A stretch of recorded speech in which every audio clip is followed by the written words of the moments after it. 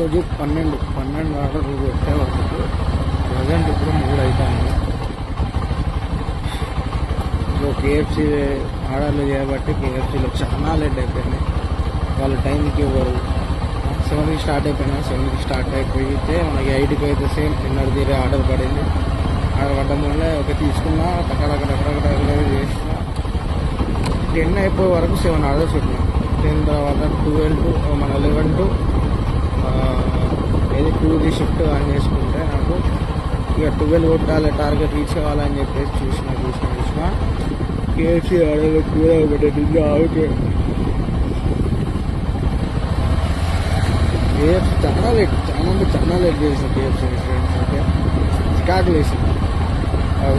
మిగతా రెస్టారెంట్లు అన్నీ ఓకే, మైఫిల్లా 2, ఇంకొక మైఫిల్ నిజాంపేట మైఫిల్లా 2, వేరే మైఫిల్లా పడుతుంది, క్లౌడ్ కిచెన్లో పడుతుంది.